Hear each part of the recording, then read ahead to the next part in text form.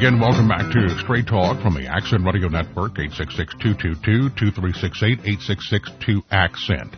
Or email Jerry, Jerry, at accentradio.com. Mr. Dave Jeffers is our guest. So let me carry this forward a little bit more, and I guess here's where I'm trying to get to. It seems to me that we are divided as people today. We are divided between the red states and the blue states, conservatives and liberals, and so on. There's a lot of division in this country, a lack of unity that I've not seen before in my lifetime. There's a lot of chaos and confusion. I know that God is not the author of confusion, so I'm wondering this.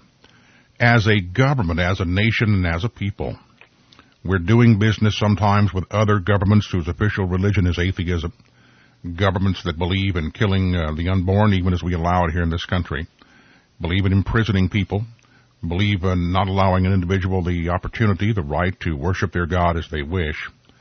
As a nation, are we bringing disfavor upon ourselves, or are we acting in such a strong Christian fashion that we're bringing disfavor upon ourselves from other nations that don't like our Christianity?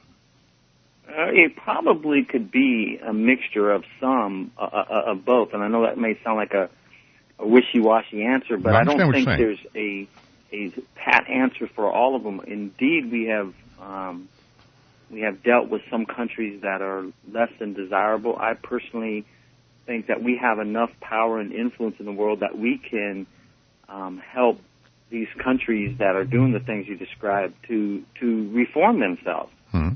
We were able to get China to do that for a long time, and then unfortunately, we let the almighty dollar push us in the wrong direction. But here's the thing, though.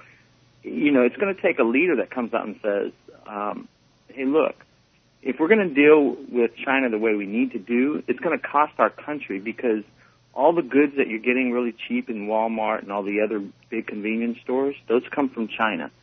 So if you want us to do the right thing in foreign affairs diplomatically, it's going to cost our country our goods are going to go up. Inflation's going to come around. And we've not had a leader that really either understands that or is willing to come and say that to people. You kind of read my mind there, and I'm not trying I'm just trying to get answers to questions from people that are smarter than I am.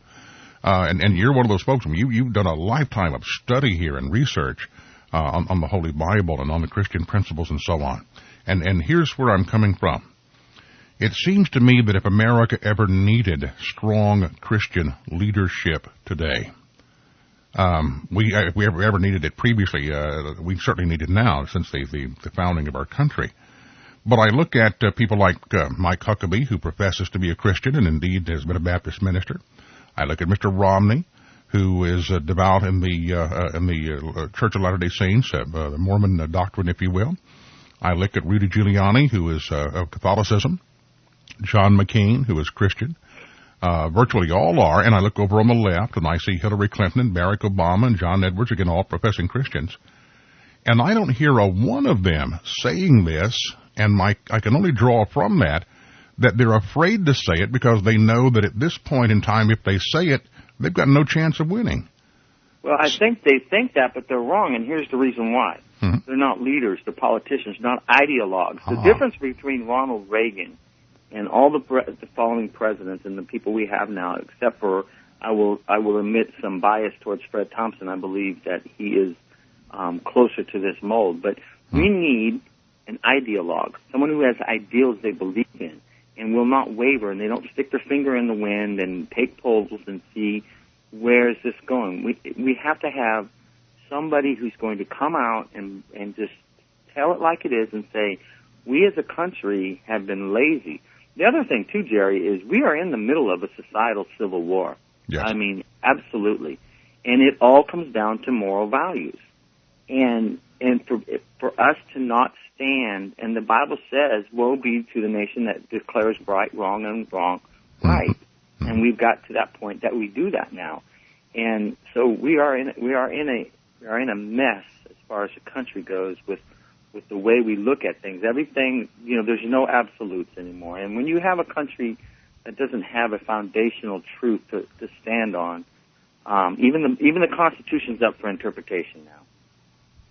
Yeah, but this is again a thought I have, that as long as we are here, we're going to continue to have the wars and the rumors of wars, and young men and young women such as your son, God rest his soul, and thanks for his service to our country. Young people are going to die. Right. We're going to continue to have economic problems. We're going to continue to kill the unborn.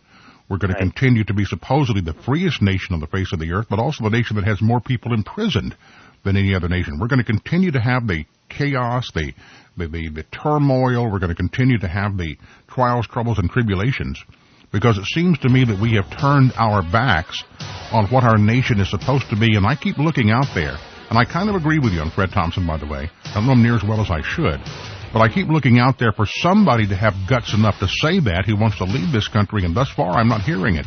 Let's pause for a couple of minutes. We'll continue Straight Talk from ARN.